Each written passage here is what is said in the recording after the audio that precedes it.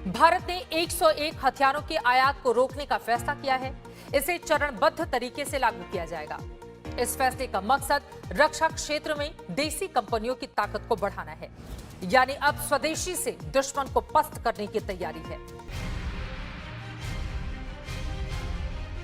भारत के दृढ़ संकल्प की ये कहानी तो आपने सुन ली कि अब भारत हथियारों के लिए दूसरे देशों पर निर्भर नहीं रहेगा।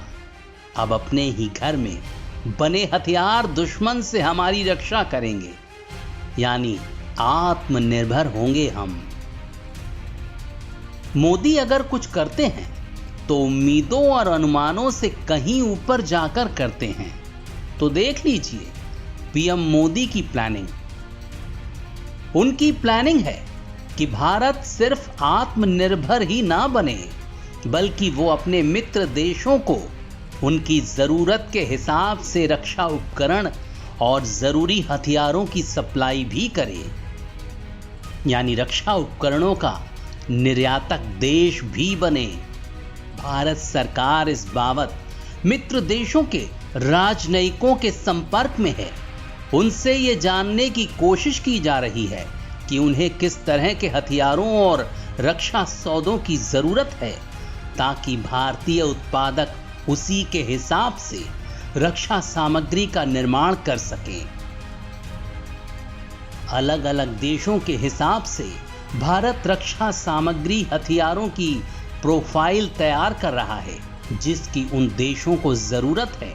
इसके लिए सरकार डिफेंस इंडस्ट्री के साथ बातचीत करेगी और एक बार संबंधित देश की जरूरतों के बारे में पता चलने के बाद डीपीएसयू और रक्षा सामग्री का निर्माण करने वाली कंपनियों को सामान के उत्पादन में आसानी हो जाएगी, क्योंकि तब ये पता होगा कि किस देश की क्या जरूरत है, उसे कितनी मात्रा में वो रक्षा सामग्री भेजी जानी है।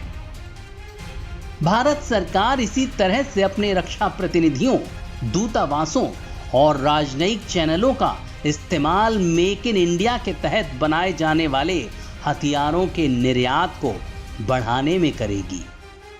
उधर 101 हथियारों और रक्षा सौदों की जो लिस्ट बनाई गई है, उन उत्पादों के आयात को बंद करने पर तेजी से काम तो चल ही रहा है।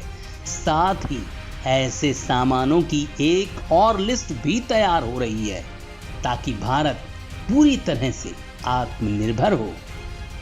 रक्षा सामानों की खरीदारी करने के बजाय वो इन्हें बेचने वाले बड़े देशों में शुमार हो जाए और इससे आने वाला पैसा देश हित में काम आए।